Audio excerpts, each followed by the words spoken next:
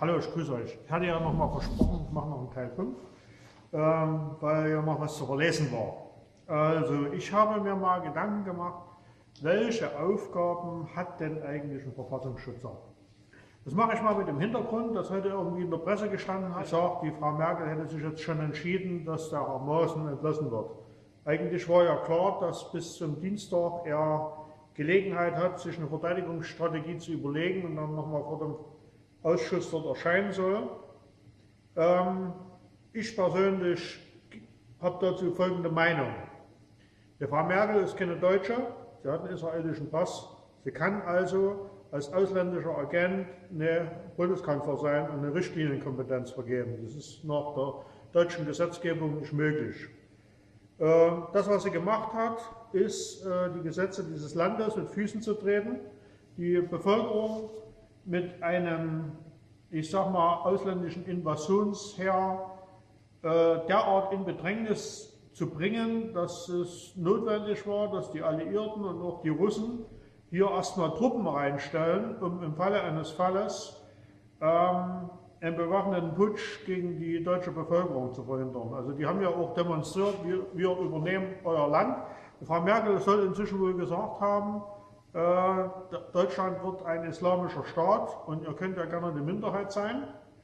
Das würde ich mal als Hochverrat interpretieren. Und wenn sie nur nach Guantanamo geschafft wird, dann ist sie wirklich gut dran. Das ist fast eine Begnadigung. Das ist mein persönlicher Standpunkt. Ich kann die Meinung vertreten. Sie hat weiterhin 6 U-Boote an Israel verschenkt, die der deutsche Steuerzahler bezahlt hat, die atomwaffenfähig sind und die den Weltfrieden auf Ärgste gefährden. Das alleine sollte reichen, um sie des Amtes zu entheben und nach Guantanamo abzuliefern.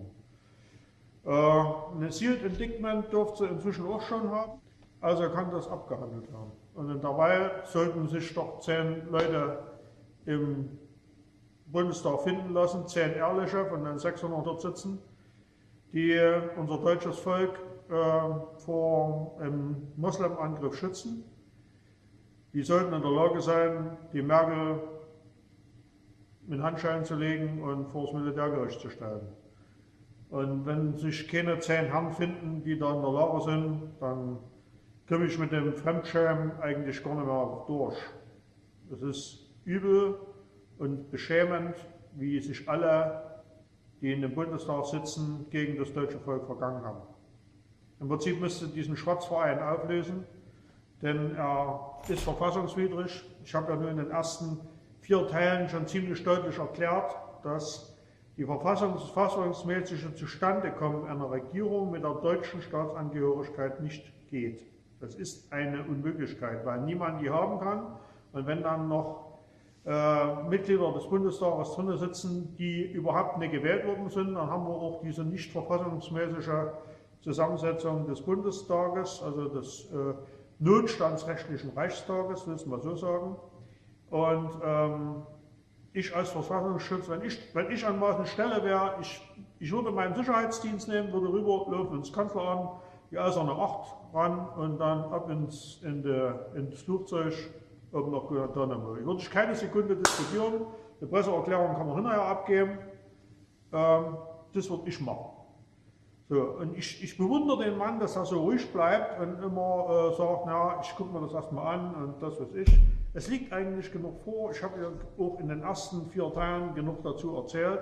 Wenn er Innenminister ist, habe ich schon mehrfach erklärt, hat er die Aufgabe zu prüfen, ob jeder, der an den Wahlen der Bundesrepublik teilgenommen hat, die Staatsangehörigkeit hat, die nach Verfassung zu gelten hat. Weil das Grundgesetz ist nicht in Kraft getreten. Wenn wir reingucken in den 146, steht ja drin, dass das Grundgesetz erst in Kraft tritt, wenn die Einheit und Freiheit des deutschen Volkes hergestellt worden ist. Die Einheit und Freiheit des deutschen Volkes war das letzte Mal am 27.10.1918 erfüllt. Danach hatten wir die Besatzung der Republik, danach hatten wir den Nationalsozialismus, danach hatten wir im Westen drüben eine amerikanische Militärdiktatur und im Osten eine russische Militärdiktatur. So, dass sie dann irgendwann mal die Kampfhandlung eingestellt haben, mag ja sein, aber es ist eine Diktatur geblieben bis zum heutigen Tag. Dass das Trump ändern will, ändert ja nichts an der Tatsache, dass es immer noch eine Militärdiktatur ist. Man sieht ja, dass die Frau Merkel sich nicht an die Gepflogenheiten hält, dass derjenige, der was behauptet, beweisen muss. Und wenn sie behauptet, es war nicht so, dann muss es beweisen. Nicht der Herr Maaßen muss seine Unschuld beweisen, sondern die Frau Merkel muss beweisen, dass das echt war. Und wenn der Herr Maaßen eben weiß, dass das Video gefaked ist, und inzwischen ist es ja auch schon belegt, dass es so ist, gibt es für ihn keinen Grund, Bedenken zu haben. Rechtmäßig ist er weiterhin im Amt, keine Frage. So. Ja, ich habe ja schon gesagt, ich lege ja nicht für einen Mitarbeiter des Verfassungsschutzes Wort ein, sondern für ihn als Mensch. Und da mache ich einen großen Unterschied. Seine dienstliche Aufgabe ist, die Verfassung zu schützen. So. Und deswegen mal das Schreiben noch. Also, ich habe mir mal Gedanken gemacht, was eigentlich der Verfassungsschutz aus meiner Sicht und aus Sicht der Wählervereinigung für eine Aufgabe hat. So.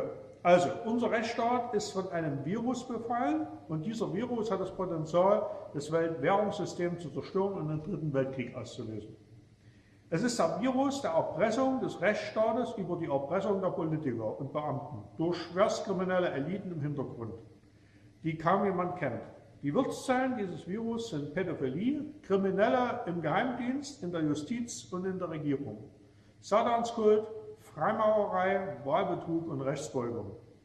Die Auswirkungen dieses Virus sind dafür verantwortlich, dass sich diese Politiker völlig anders verhalten, als sie sich selbst darstellen und man es von ihnen und ihrer Amtsposition erwartet. Groteske Skandale und das seltsame Verhalten einiger Politiker haben ihre Ursache in geheim gehaltenen Verträgen und verborgenen Zusammenhängen, die wegen entsprechenden Gesetzen der Öffentlichkeit nicht zugänglich sind. Diese Gesetze schützen derzeit die Täter mehr als die Opfer und dies muss der Gesetzgeber per Notstandsgesetzgebung sofort ändern. Weil nämlich inzwischen die Realität um erpresste Politiker nicht zur Wahrheit passt und weil diese Politiker nur noch die Interessen ihrer Erpresser zu vertreten haben, schaffen sie sich ihre eigenen ablenkenden, inszenierten Vorfälle, beschaffen falsche Zeugen und verfolgen Unschuldige. Erkenntnisse, die durch die Überwachung gewonnen werden, sind derart grotesk, dass selbst Exorzisten überfordert werden. Wenn der Verfassungsschutz zu gewissen Vorfällen schweigt, dann tut er es, weil er es den Tätern eine letzte Gelegenheit geben will, ihre Erpresser zu enttarnen, bevor die Beweise der Beihilfe zu Verbrechen im Rahmen der weiteren Ermittlungen veröffentlicht werden können und später auch müssen. Die Aufgabe des Verfassungsschutzes ist es, die gültige Verfassung zu schützen, die verfassungsmäßige Ordnung wiederherzustellen, die Täter mit Beweisen ihrer Verbrechen zu überführen und dafür zu sorgen, die Opfer sofort zu rehabilitieren und zu entschädigen.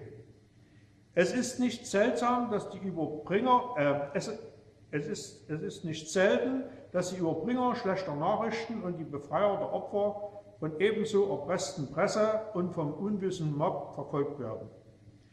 Wenn die bösen nationalsozialistischen Ungeister der SPD und Linken nur in den schwarzen Block fahren würden, da wäre noch niemand geholfen. Es gibt dazu einen Vergleich aus Matthäus 28. Ich lese mal vor. Und er, in Klammern Jesus, kam jenseits des Meeres in die Gegend der Gergesener. Da liefen ihm entgegen zwei Besessene, die kamen aus den Totengräbern und waren sehr grimmig. Also, dass jemand diese Straße nicht wandeln konnte. Und siehe, sie schrien und sprachen, ach Jesus, Sohn Gottes, was haben wir mit dir zu tun? Bist du gekommen, uns zu quälen, ehe es denn Zeit ist? Es war aber ferne von ihnen eine große Herde Säue auf der Weide. Da baten ihn die Teufel und sprachen, willst du uns austreiben? So erlaube uns, in diese Herde Säue zu fahren. Und er sprach, fahrt hin. Da fuhren sie aus in die Herde Säue und siehe, die ganze Herde Säue stürzte von dem Abgrund ins Meer und ersoffen im Wasser. Und die Hirten flohen und gingen in die Stadt und sagten alles, wie es den Besessenen ergangen war. Und siehe, da ging die ganze Stadt hinaus, Jesus entgegen, und als sie ihn sahen, baten sie ihn, aus der Gegend zu weichen. Ist doch mal interessant, dass das vor 2000 Jahren in einer ähnlichen Art und Weise auch schon mal passiert ist. So. Da kommen die sogenannten Demokraten und Politiker und flehen die Frau Merkel an, dass der Herr Maaßen da entlassen werden soll. Der ist eigentlich derjenige, der in der Lage wäre und auch von seinen Dienstpflichten verpflichtet wäre, die Verbrechen gegenüber der Verfassung von Deutschland zumindest zur Diskussion zu bringen. Er ist ja nicht der Vollstrecker. Vollstrecker wäre die Polizei, Militärpolizei, was weiß ich. Aber er müsste eigentlich Ankläger sein und müsste diese ganzen Verbrechen mit Adenochrom-Skandal, mit der vorgedeutschten Staatsangehörigkeit, dass er sich überhaupt auf den Posten getraut hat, obwohl sie keinen deutschen Pass haben kann. Dann kann entweder nur den israelischen oder nur den deutschen Pass haben. Und dass sie den israelischen hat, hat sie ja in der Knesset bereits gesagt, dass es ihre Muttersprache wäre. Und damit ist der deutsche Pass nicht möglich. So, also ist er ausländischer Agent und nur dazu da, um Militärtechnik aus Deutschland nach Israel zu schaffen und die damit Krieg führen. So. Man weiß auch weiterhin, dass Israel dafür verantwortlich ist, dass es überhaupt dieses ISIS-Problem gegeben hat, denn die haben über den CIA diese ganzen ISIS-Kämpfer ausgebildet und diese Gefahr erst geschaffen. So, insofern haben sie eine Mitverantwortung, das muss man ganz klar sagen. So, ich bin mir natürlich im Klaren, dass es gefährlich ist, wenn ich solche Dinge sage. Ich hatte auch heute wieder eine lustige Begebenheit. Ich bin mit dem Auto unterwegs gewesen und wollte nochmal ein paar Erledigungen treffen. Und da hatte ich plötzlich so einen inneren Eindruck, ich sollte mir einen Döner kaufen. Mache ich zuweilen mal, aber es ist eigentlich eine völlig ungewöhnliche und auch für die Uhrzeit nicht unbedingt typische Sache. Also bin ich rangefahren, habe das Auto abgestellt, habe mir noch einen Döner geholt. Ich hatte nicht wirklich Hunger, dass ich jetzt sagen muss, ich müsste jetzt auch was essen. Aber als ich das Auto wieder aufgeschlossen hatte ich einen ganz komischen Geruch im Auto, wie so Äder, also typischen Ädergeruch. Und ich habe mir erstmal nichts dabei gedacht, Scheibe runtergekurbelt, habe das abziehen lassen, den Dunst. Und dann habe ich angelassen, bin ein Stück gefahren und da der Motor plötzlich aufjaulen. Also immer wieder aufjaulen und runtertouren, aufjaulen und runtertouren. Ich dachte, ne, das ist aber eine ganz komische Geschichte. Und so sage ich mir, es passieren keine Zufälle auf dem Planeten. Ich denke mal, das war ein Mordanschlag oder zumindest ein Versuch. Aber wie gesagt, ich komme aus dem Gesundheitswesen, ich rieche das sofort, wenn da irgendwas komisch ist. Das ist ja, Äder hat man ja in der damaligen DDR recht häufig genommen, um irgendwas zu machen. Ja, das ist schon mal schon interessant. Also es riecht nach entweder Geheimdienst oder irgendwelchen Dilettanten. Na jedenfalls ist ja die Sache ganz gut ausgegangen. Und ich hätte es vielleicht im laufenden Fahren gar nicht gleich gemerkt, aber wie gesagt, es passieren keine Zufälle auf dem Planeten. Und es gibt immer einen über mir, der mich rechtzeitig vor solchen Halunken warnen tut. So, na gut, also ich wünsche den Herrn Maaßen für die morgigen Anhörung alles Gute. Ich habe mir jetzt ein paar Tipps gegeben, was ich an seiner Stelle machen würde. Ich bin aber nicht in der Position, ich habe das nicht zu entscheiden. Ich halte den Herrn Seehofer für absolutes Weichheit, dass er sich von der Kanzlerin auf der Nase rumtanzen lässt. Ich hätte sie schon lange mit der Staatsangehörigkeit, mit den ganzen Sachen, die ich aufgezählt habe, konfrontiert. Unsere Verfassung hat einen ganz klaren Auftrag, Artikel 13, was bei Hochverrat zu basieren hat, und einen Straftatbestand, Artikel 80 bis 82, was als Hochverrat gilt. Und wenn ich ein Land unter eine fremde Kontrolle bringe, also zum Beispiel unter einen islamischen Mob, dann mache ich mich des Hochverrats schuldig. Und genau dann treffen die Paragraphen zu. So. Und wenn das eine Bundeskanzlerin macht, schützt ihre Dienststellung das gar nicht, weil sie ja keine Beamte des Staates ist. Sie ist ja eine Geschäftsführerin einer neuen Nichtregierungsorganisation. Das ist das, was der Gabriel uns mitteilen ließ. Und ich gehe mal davon aus, dass es noch so ist, weil ja niemand ihm widersprochen hat. Das ist anscheinend die Tatsache. Seit wann wird denn Deutschland von einer NGO regiert? Wir haben einen Anspruch auf eine ordentlich gewählte Regierung. Und die ordentlich gewählte Regierung kann nur von Staatsangehörigen gewählt werden. Und wenn die deutsche Staatsangehörigkeit nicht gibt, dann müssen wir prüfen, welche gilt denn nur. Es kann ja nur die Bundesstaatenangehörigkeit sein. Ja, und dann müssen wir das erstmal für alle feststellen. Und so lange kann überhaupt niemand irgendeine Entlassung machen. Im Prinzip ist der Stand, wie es jetzt ist, einzufrieren. Alle sind als Notstandsleiter zu deklarieren, haben nach AVO eine Versicherung abzuschließen. Und wer die Versicherung nicht abschließen will oder nicht kann, der muss aus der Regierung oder aus der Position des Notstandsleiters entfernt werden. Ganz einfache Nummer. Da gibt es eigentlich nichts Neues zu erfinden. Die Gesetze sind alle schon da. Wir müssen es einfach nur anwenden. So. Und wer eine AVO und wer eine auf den Tisch legt, also wenn ich Maaßen wäre, ich würde einen Zettel nehmen, da würde ich draufschreiben, die Verfassung von 1871 ist die gültige Verfassung.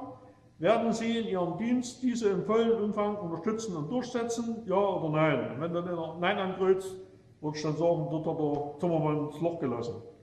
So, und dann denke ich mal, dass mehr als die Hälfte vom Verfassungsschutz die Klinke nimmt und erstmal hinausgeht. und mit dem Rest, der noch bleibt, weiß er, dass er damit weiterarbeiten kann. Und dann kann er ja gerne neue Leute einstellen und sagen, ja, pass mal auf, da hast du deine Liste, deine Excel-Tabelle, jetzt lässt du die ganzen Landräte ab, fragst die, ob die auf der verfassungsmäßigen Grundlage von 1871er Verfassung stehen, wenn ne, raus. So, und das ganz schnell ist ja Ruhe und dann wird mit den Leuten, die in einer ordentlichen, verfassungsmäßigen Ordnung weiterarbeiten wollen, das Schweinesystem aufgeräumt. So, die ganzen Verbrechen gegenüber unseren Kindern, gegenüber Eingriffen in die Rentenkassen, weil ja Geld gestohlen wird für alle möglichen Diagnoseprojekte. Es wird Geld aus den Straßen, aus den Kfz-Gebühren in andere Projekte umgeleitet, was uns gar nicht angeht. Die Besatzung wird widerrechtlich verlängert, die hätte also 1957 das letzte Mal verlängert werden dürfen. Das Ende der Kampfhandlung war Sommer 55, also 57 hätten die Amis wieder gehen müssen und ebenso die Russen. Ist alles nicht passiert und diesen ganzen Schaden, da müssen wir aber irgendwie mal drüber reden, wie der abgearbeitet werden muss. Und wenn das langfristiger Kredit ist, ist doch egal. Aber wir wollen, dass das hier endet. Wir haben das Recht, in einem befriedeten Land zu leben. So. Und ich verstehe nicht, wie der Herr Kurz im Strafverfahren gegenüber Ungarn zustimmt. Da haben sie doch auch wieder schon einen Falschen vorne rangesetzt. Das kann doch vorne und hinten nicht stimmen. Er ist doch auch, kam weiter raus, er wäre Bilderberger angeblich. Ja, wie kann denn das sein? Wie kann denn so jemand, der Bilderberger ist, in der Regierung sein? Das geht nicht. Bilderberger ist ein Mitglied einer staatsfeindlichen Sekte. Da gab es im Kaiserreich ganz klare Regeln. Wer Freimaurer ist, wurde aus dem Staatsdienst entfernt. Freimaurerei war in allen Ebenen verboten. So. Und da kann es gar kein solches Problem geben. Und momentan ist es so, dass 2/3 der Abgeordneten im Bundestag mit Freimaurerei zu tun haben. Und dass da keine Regierungsarbeit gemacht werden kann, ist doch klar. Brauchen wir da nicht diskutieren. So, und wenn hier nicht aufgeräumt worden ist, wird uns der islamische Mob irgendwann umbringen. Früher oder später wird es Aufstände geben. So, und dann ist die Frage, wer muss die Verantwortung für die Toten übernehmen? Und es wird ja nicht um 3, 4 oder 5 gehen, sondern wir reden ja hier auf 1/3 bis zur Hälfte der Bevölkerung, die dabei drauf geht. Und das muss dem Herrn Maaßen, dem Herrn Seehofer und dem Herrn Söder klar sein. Und wenn er mit so einer verlogenen Haltung zur Landtagswahl antritt, dann kann ich nur empfehlen, dass Bayern durchweg AfD wählen. Und zwar alle. Und wenn einer fragt, ich hätte ja gerne SPD gewählt, dann wird gleich mal geklatscht. Weil, wenn jemand sowas unterstützt, das kann einfach nicht sein. Das kann einfach nicht sein. Wer den Volkstod unterstützt, der gehört ausgewiesen. Ganz einfach. Der kann nach Preußen auch ziehen oder in Absurdistan, ist egal, aber in Deutschland hat so jemand nichts zu suchen. Ganz einfach. Da habe ich eine ganz klare Ansicht. Und es würde in keinem anderen Land geduldet werden. Wenn du in Afrika mit so einer Meinung ist, ich will ja als Afrikaner gegen das afrikanische Volk gehen, da würde kein Tag dort zubringen. Da würden die dann einkreisen und ordentlich Maß nehmen. Nur hier wird das geduldet. Hier kann jeder gegen das Allgemeinwohl verstoßen. Das kann es sein. Geht nicht. Naja, gut. So. Also ich denke mal, ich habe mal jetzt genug Luft gemacht. Ich muss mir das Video mal jetzt nochmal angucken, ob ich das so hochladen kann. Vielleicht muss ich auch noch ein bisschen was rausschneiden. Mal gucken. So, ich denke mal, wir haben erstmal alles zu dem Thema gesagt. Ich wollte noch nachreichen, dass die Veröffentlichung über die Dissertation, das war die Konstante Packrat. Könnt ihr gerne mal im Buchhandel gucken. Gibt es in Macht und Eigentum, ist glaube ich die Dissertation. Die ist mit Summa Cum Laude bewertet worden. Und die Gutachter, die waren aus Österreich, Schweiz und Deutschland, also aus allen 3 Ländern. Und das erfüllt mich mit Hochachtung. Also wenn jemand Summa Cum Laude Dissertation hat, ist eine Sache. Und es ist auf jeden Fall eine zitierfähige Quelle, auch vor Gericht. Und es ist unsere Aufgabe, dieses Unrecht, was 1945 bis 1949 passiert ist, im Rück abzuwickeln. Das ist eine Aufgabe, die lässt sich nicht von heute auf morgen machen, aber die Leute haben immer die Möglichkeit, sie können für ihre Verbrechen, die sie in der Bundesrepublik begangen haben, belangt werden. Dann brauchen sie bloß ins Strafgesetzbuch gehen. Einige wird es mit Hochverrat erwischen, weil die einfach diesen Straftatbestand erfüllen. Und dann haben sie die Möglichkeit, vom König begnadigt zu werden oder der Scharfrichter waltet seines Amtes. Eine ganz klare Angelegenheit. So. Und das wird früher oder später passieren, weil wenn man sich überlegt, wenn ja 80 Millionen in Deutschland wohnen und davon die Hälfte, das ist ja, also die Digel-Liste, die spricht ja von 28 Millionen Überlebenden. Ja? Und der Rest wurde sozusagen bei dem Bürgerkrieg, da haben die ausgerechnet, die haben da so Rechenmodelle und haben das ausgerechnet. Also die optimistische Schätzung ist, dass ein Drittel drauf geht. Und die pessimistische ist, dass 28 Millionen überleben. So, in dem Bereich bewegen wir uns. Das ist das Verbrechen, was hier im Zusammenhang mit der islamischen Einwanderung zu Buche steht. So, und dann müssen wir uns überlegen, ob wir das durchgehen lassen können oder nicht. Oder ob sich mal 10 Leute finden und die Frau Merkel einfach mal eine eiserne 8 anlegen. Ich denke mal, das ist das geringste Übel. So, gut, da wären wir mit dem Thema durch und dann gucke ich mir das Video nochmal an in Ruhe und dann überlege ich mir, ob ich es hochlade oder nicht. Alles klar, dann tschüss erstmal, bis morgen.